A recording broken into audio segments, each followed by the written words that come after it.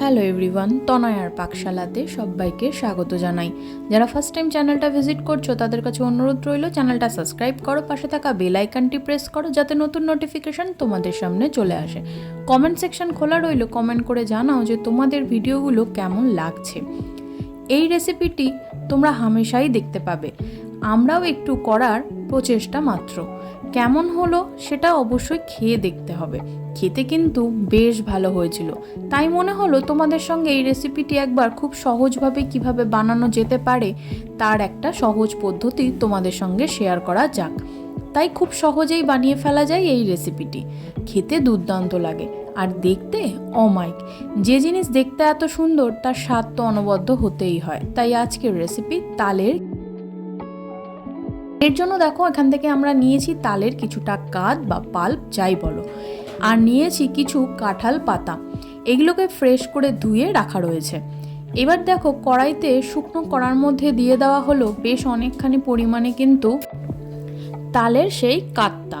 এবার দেখো শুকনো কড়ার মধ্যে সম্পূর্ণটা দিয়ে মিডিয়াম টু হাইতে রেখে কিন্তু আমাদের এটা খুব ভালো করে জাল করে নিতে হবে।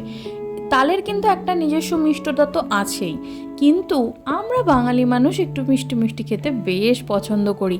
আর বলতে পারো মিষ্টির প্রতি আমাদের একটু বেশি ভালোবাসা। তাই জন্য চিনির দিকে না তাকিয়ে দিয়ে দিয়েছিলাম প্রায় 3 থেকে 3.5 চামচ মতন বড় চামচ মেপে চিনি। চিনিটা যদি তোমরা একটু কম পছন্দ করো তাহলে একটু কম করেই দিও, তাতে কিন্তু কোনো অসুবিধা হবে না স্বাদের ক্ষেত্রে। একটু মিষ্টি বেশি আর কম মাত্র, সামান্য একটু নুন দেওয়া হয়েছিল। দেখো চিনি আর তালেও কিন্তু বেশ অনেকখানি জল থাকে, তাই মিডিয়াম টু হাইতে রেখেই এটাকে কিন্তু আমাদের জাল করে নিতে হবে। চিনি মেল্টেড হয়ে গিয়েছে দেখো, যার জন্য প্রচণ্ড পরিমাণে এটি একটি পাতলা হয়ে গিয়েছে এই যে ব্যাটারটা ছিল সেটা। এখানে দেখো মা খুব সুন্দর করে কিন্তু এটাকে জাল করে সাইডে রেখে দিল। এবার একটা পাত্রে নিয়ে নেওয়া হয়েছিল 1 কাপ মতন মেপে চালের গুঁড়ি। চালের গুঁড়োটাকে একটু ভালো করে নাড়িয়ে চাড়িয়ে নিয়ে এর মধ্যে আর নুন দেওয়ার কোনো প্রয়োজন নেই।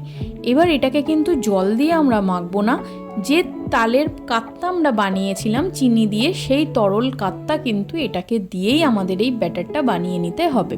তার জন্য কিন্তু তোমাদের তালের কাত্তা কতটা পরিমাণে লাগছে সেটা কিন্তু একটু বুঝেই অ্যাড করো। আর যদি মনে হচ্ছে যে তালের কাত্তা আর নেই কিন্তু মাখাটি হলো না, তাহলে আমি তোমাদের বলবো জল দিও না, সামান্য একটু দুধ কিন্তু রুম টেম্পারেচারে থাকা সামান্য একটু দুধ দিতে পারো, তাতে কোনো রকম অসুবিধা হবে না। দেখো আর যদি কাত সম্পূর্ণটা হয়েই যায় তাহলে তো সোনায় সোহাগা। দেখো সম্পূর্ণটা দিয়ে কিন্তু মা খুব ভালো করে এইভাবে মেখে নিয়েছে। অনেকটা তালের বড়ার যে কনসিস্টেন্সি হয় ঠিক সেরকমই কিন্তু আমাদের এইটা বানিয়ে নিতে হবে, একটা থকথকে ব্যাটার। এবার এটাকে ঢাকা চাপা দিয়ে একটু ওয়েট করি, ততক্ষণে আমরা একটা পুর বানিয়ে নিই এর ভেতরে দেওয়ার জন্য। দেখো অনেকখানি নারকেল কোড়া দেওয়া হয়েছিল, একটা নারকেল মেপে, তোমরা তোমাদের আন্দাজ অনুযায়ী দিও। আর দেওয়া হয়েছিল অনেকখানি পরিমাণে চিনি। নারকেল তো মিষ্টি বটেই, কিন্তু কিছু কিছু নারকেল কিন্তু মিষ্টি অনেক কম থাকে। চিনি খুব ভালো মেল্টেড হয়ে গিয়ে দেখো একটা ক্যারামেলাইজড হয়েছে, যেটার কালারটা এরকম লালচে হয়ে এসেছে। এবার এর মধ্যে দিয়ে দিতে হবে বেশ অনেকখানি পরিমাণে গুঁড়ো দুধ। গুঁড়ো দুধটা দিলে কিন্তু একটা মাখো মাখো ব্যাপার থাকে, আর মুখে যখন দুধের এই স্বাদটা পড়বে বেশ অমায়িক লাগবে খেতে।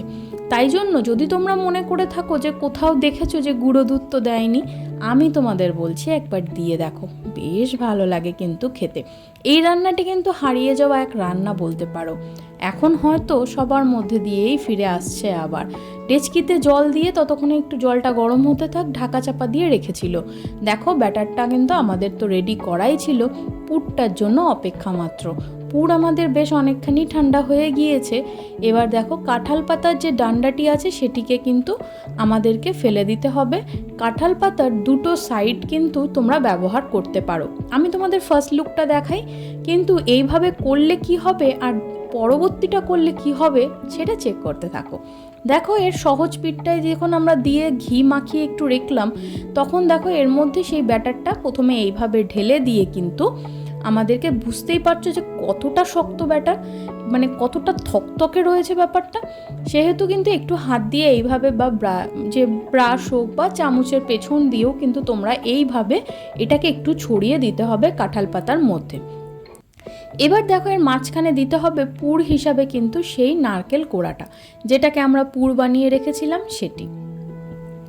দেখো দিয়ে দেওয়া হলো। এবার এইটাকে এইভাবে ফোল্ড করে দিলাম।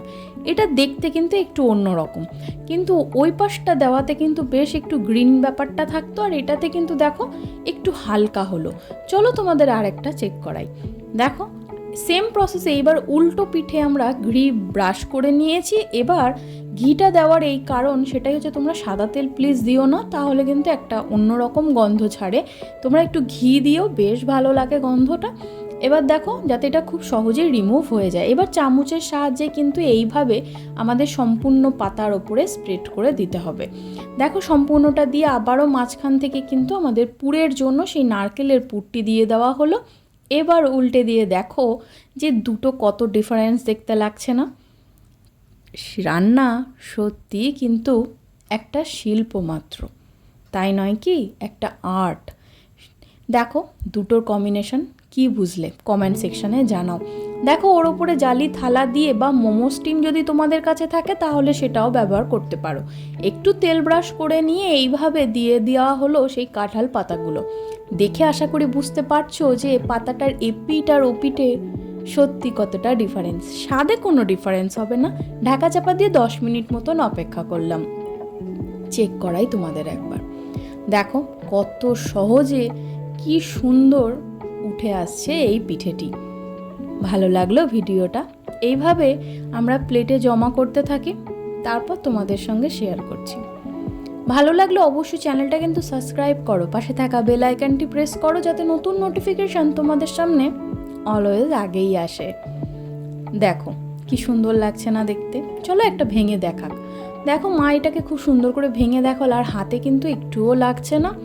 আর এটা খেতে জাস্ট অসাধারণ হয়েছিল। ট্রাস্ট মি, তোমাদের আমি একবার হাইলি রেকমেন্ড করব, একবার বানিয়ে খেয়ে দেখো। আর কমেন্ট সেকশানে জানাও তোমাদের কেমন লাগলো রেসিপিটি। ভালো লাগলে আত্মীয় স্বজন বন্ধু বান্ধব সবার সাথে শেয়ার করো। আর আমাকে আর আমার মাকে এইভাবে সাপোর্ট করতে থাকো। ধন্যবাদ। দেখা হচ্ছে আরও একটা রেসিপির সাথে।